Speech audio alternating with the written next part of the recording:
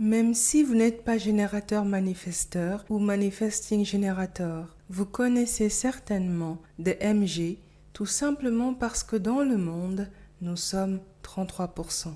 Et si vous avez des enfants, des neveux MG que vous aimez, restez avec moi pour découvrir les secrets, pour les aider à s'affirmer dans le monde à partir de leur authenticité. Parce que la chose la moins vraie sur les générateurs manifesteurs n'est pas qu'ils appartiennent à la famille des générateurs. Ce n'est pas non plus le fait qu'ils aiment faire plein de choses et si possible en même temps. Non, la chose la moins valorisée sur les MG est qu'ils sont fortement des projecteurs. La deuxième chose la moins valorisée est que leur curiosité, leur centre d'intérêt ont un fil rouge qui peut se révéler seulement des années, voire des décennies après. Alors, après avoir passé 1000 heures à apprendre le design humain en autodidacte et à appliquer ce qui était généralement dit sur les manifesting générateurs, les générateurs manifesteurs ou les MG en abrégé depuis 2021, j'ai découvert 3 points de bascule qui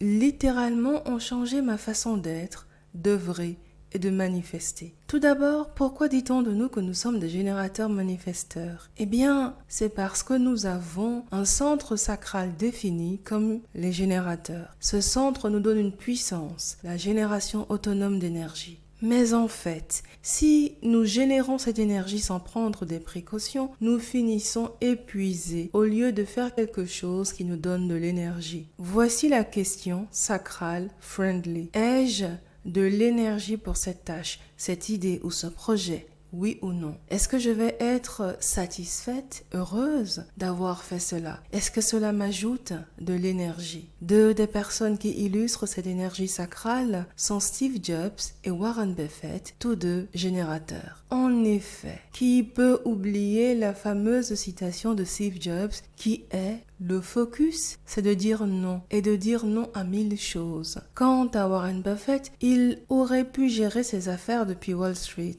mais il avait préféré très tôt s'installer à Omaha, dans sa ville d'enfance, pour se concentrer sur les faits et les données d'entreprise afin de refuser les stimuli et stimulations exagérées à Wall Street. Autrement dit, le générateur manifesteur a le droit d'être le plus sélectif possible pour accomplir son grand œuvre. Là sera son premier point de bascule. Quand je me suis rendu compte que je pouvais faire la même chose que ce que d'autres font ça et là, mais qu'il y avait une chose, et probablement une seule chose, où mon approche était plus que souhaitable, j'ai tout simplement éliminé ce que Christina Benito, auteure du livre Money Therapy, appelle les voleurs de temps. Je me suis aussi souvenu de ces mots du maître Samtiang dans le livre L'homme qui voulait être heureux, écrit par Laurent Gounel. Il est normal d'accomplir certaines tâches vides de sens, mais pas dans de telles proportions. En fait, vous devriez pouvoir inverser ce rapport, être capable d'affirmer que, sachant votre mort prochaine, vous continuerez d'effectuer 70% de ce que vous faites habituellement. Ce sera un signe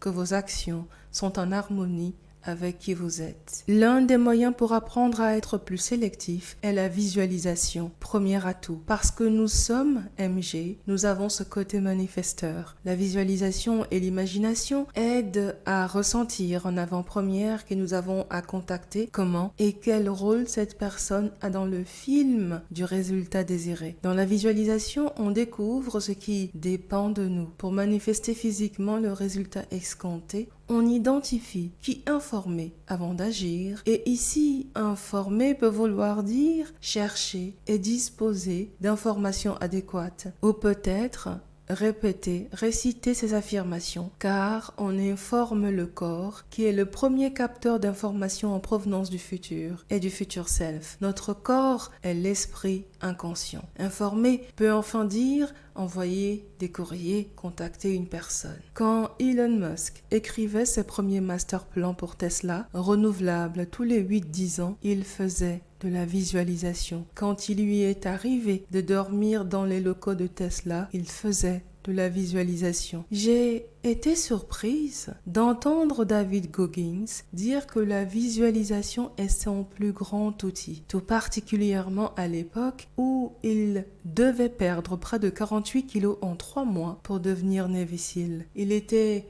capable de s'y voir comme Navy SEAL dans les rangs. Les générateurs manifesteurs ou MG ont un côté manifesteur parce que leur body graph ou schéma corporel montre souvent une connexion entre un centre moteur et la gorge. Le centre moteur pouvant être le plexus solaire au centre des émotions, la racine, le cœur au centre de l'ego et enfin le sacral. Quand la sagesse du corps qu'on interroge nous donne le feu vert pour y aller, cela crée une réponse interne, claire, le corps nous disant que c'est le bon moment pour y aller. Plus le MG visualise donc, plus rapidement il est capable d'identifier les étapes à suivre à partir de la fin, à partir du résultat. Bien que cette activité ait de l'information, ait de la réponse, et les synchronicités viendront avec plus de justesse, soit une forme de projection de ce qui est à l'œuvre. Celui qui est MG devrait s'autoriser à prendre le temps, un temps qu'on trouve en réduisant, en supprimant les voleurs de temps. Le MG est le type énergétique qui a la plus grande capacité d'adaptation, normale, puisqu'il s'agit en fait d'un métis énergétique. Deuxième atout. C'est aussi le type qui a la plus grande capacité de résilience vis-à-vis de l'échec, parce que l'échec est un de ses plus grands alliés pour faire le vide, pour identifier ce qui n'est pas sa place, afin de laisser sa véritable place. Le trouver. L'un des conseils que le regretté Charlie Munger, associé de Warren Buffett à Berkshire Hathaway, a souvent donné à qui en demandait est identifier là où vous êtes mauvais et éviter cela. C'est à ça que servent les échecs du MG. Et plus on en sait un peu sur les MG et sur la vie de Charlie Munger, plus il devient évident que Charlie Munger, de par son esprit renaissant, son extrême curiosité et les multiples occupations sans lien apparent qu'il a eu, était peut-être un générateur manifesteur. Elon Musk est un MG. Derrière Tesla et SpaceX, des années d'échecs. David Goggins est un MG. Et c'est impossible d'écouter ces interviews sans entendre ces nombreux échecs. Moi-même, la meilleure chose qui me soit arrivée dans la vie n'est pas mes diplômes, n'est pas les rêves que j'ai manifestés, non. La meilleure chose qui me soit arrivée est mes échecs. Et la décision de faire comme Kirikou, de ne rien quitter tant que je n'ai pas trouvé pourquoi je suis réellement faite. Le fait d'avoir souvent et beaucoup échoué ces dernières années fait que l'échec ne me fait plus peur. Parce que chaque fois que j'échoue, au premier ou second essai, j'ai des insights que je n'aurais jamais pu identifier sans l'expérience ou l'expérimentation. De l'autre côté des échecs se trouve qui vous étiez supposé être. Un MG qui veut trouver sa place va créer sa place en apprenant à dire non à 99% des choses et à accepter de payer ce prix-là. Quand il fait ça, il honore aussi ses énergies de projecteur. En effet, ce n'est pas que les générateurs manifesteurs sont générateurs et manifesteurs, c'est qu'ils sont aussi des projecteurs. Vous voyez, nous avons 3 grands types énergétiques à la fondation: générateur, manifesteur et projecteur. Et un type qui n'a aucun centre défini, c'est le réflecteur. Le type qui est le mélange des 3 grands types, l'hybride par excellence, celui que j'ai envie d'appeler le polyglotte énergétique, est le générateur manifesteur. Dans tous les types en design humain, il faut bien un type capable de comprendre tout le monde, c'est le MG. Le côté projecteur que le MG porte en lui l'aide à identifier ce qu'il peut faire, qui est durable et qui continuera à travailler pour lui sans qu'il ait à investir des efforts supplémentaires ou les mêmes efforts qu'au début. Ou alors c'est quelque chose qui tend vers un résultat composé comme une spécialité qui s'améliore dans le temps, une expertise qui s'approfondit d'année en année. Aujourd'hui, je me vois comme un projecteur capable de générer de l'énergie pour manifester ce qu'il veut, alors que je suis Manifesting Generator. J'ai découvert que 40 des 64 portes énergétiques en design humain sont des énergies de projection. Quand en plus j'ai découvert que la moitié de mes portes étaient des portes de projection et que j'ai 3 canaux sur 6 qui sont des canaux projecteurs, ça a changé ma manière de travailler, de vivre, d'être tout court. J'ai réalisé que j'avais plutôt intérêt à intégrer aussi ce qui est dit sur les projecteurs. Pour moi, ce sont les portes qui ont le plus de valeur dans le design humain. Ce sont vos portes énergétiques, activées, conscientes ou inconscientes, qui montreront comment œuvrer à votre manière, comment juguler votre manière de bouger dans le monde. Parce que je suis MG, je navigue entre le générateur, le manifesteur et le projecteur. Aujourd'hui, je pense d'abord comme un projecteur, en pensant comme quelqu'un qui n'a pas assez d'énergie génératrice. Cela m'a aidé à souvent chercher l'effet multiplicateur et durable dans ce que je fais. Cette première approche a l'avantage d'aider le manifesting générateur à éliminer 80 à 95% de ce à quoi il aurait dit oui dans le passé. Ensuite, on peut mettre sa casquette de générateur, car à ce niveau, comme il y a peu de choix, on va déjà commencer à ressentir ce qui nous donne plus de joie, ce qui nous tente, même si sortir de sa zone de confort est le passage obligé. La phase générateur en moi me donne une direction, un focus. À ce niveau, j'ai déjà fait le choix de me concentrer uniquement sur peut-être 1%, mais ce 1% est duplicable dans tous les pans de ma vie. Et c'est seulement après cette deuxième phase de sélection que je commence à avancer comme un manifesteur. J'ai découvert que le fait que les MG soient aussi des projecteurs a un impact considérable. Si les MG n'agissent pas aussi comme des projecteurs, ils n'auront pas d'énergie à consacrer à d'autres pans de leur vie. En identifiant ce que les différents intérêts ont en commun, le MG trouvera son deuxième point de bascule qui est apprendre à travailler à l'envers. En travaillant à l'envers, le MG n'apprend plus ou ne s'intéresse plus à des choses tous azimuts, mais à des domaines qui vont impacter tous les pans de sa vie. Si on m'avait dit qu'apprendre l'astrologie à partir de 2016 était important afin que je puisse créer ma spécialité professionnelle, jamais je ne l'aurais cru. Si on m'avait dit qu'apprendre le design humain allait m'aider à identifier quelle est la stratégie marketing juste pour moi et que je devrais suivre, jamais je ne l'aurais imaginé. Si on m'avait dit que j'allais découvrir seulement 2 ans plus tard la raison pour laquelle créer une chaîne YouTube était obligatoire, j'aurais douté. Je ne compte même pas le nombre de fois où les gens ont regardé mon CV cherchant le fil rouge. Mais tout ce que j'ai fait, je l'ai fait par passion, par envie de me connaître et de voir si ça marche. Alors, ceux qui vous disent « suivez votre passion » ont raison. Et ceux qui vous disent « ne suivez pas votre passion » ont aussi raison. Pourquoi je le dis? Warren Buffett et Steve Jobs sont des générateurs. Et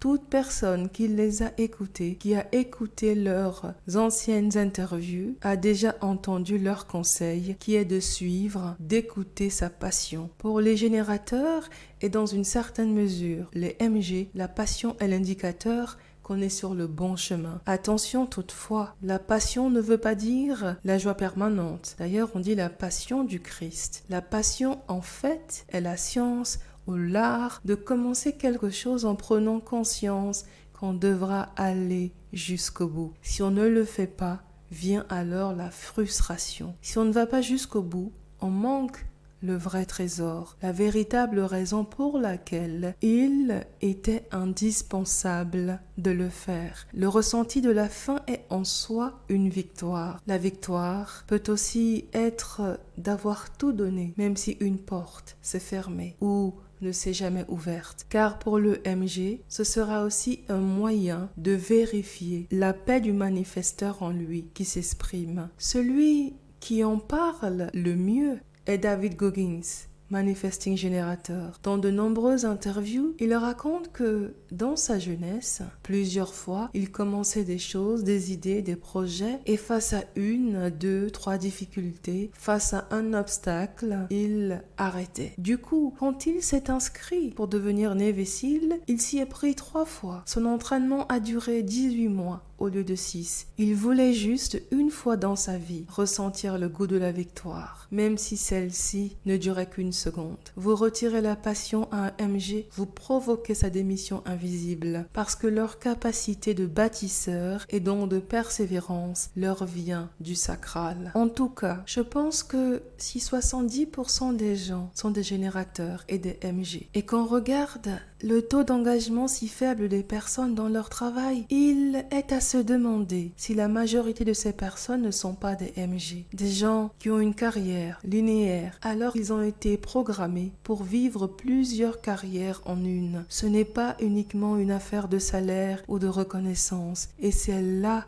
où le design humain nous aide. Il nous questionne sur notre capacité de courage, parce que rien de ce que le MG fait est un hasard. En outre, ce qui fait qu'on dit que les MG doivent revenir sur leurs pas, corriger certaines choses parce qu'ils ont sauté des étapes, n'est pas qu'ils veuillent aller vite. C'est parce qu'ils n'exercent pas leur atout-maître, la capacité de vision globale. C'est cette capacité qui active une autre de leurs capacités, travailler à l'envers, à partir du résultat et non de la première étape. Le résultat qu'ils visualisent les aideront à identifier les grands maillons et la première vraie étape apparaîtra. Mais malheureusement, l'école ne nous apprend pas à avoir la vision globale. Même dans les familles, on a rarement été sensibilisé, on a rarement appris la vision globale. Or, c'est la raison pour laquelle beaucoup de MG échouent, ont un syndrome de l'imposteur ou tout simplement n'aiment pas l'école. Et vu que le MG apprend le mieux par l'expérience ou l'expérimentation, c'est donc le type qui peut avoir beaucoup de mal à se connaître ou à se reconnaître chez les autres, à trouver sa véritable place, parce qu'on ne lui offre pas d'abord la vision globale, celle dont il a besoin pour commencer à libérer ses potentiels, à utiliser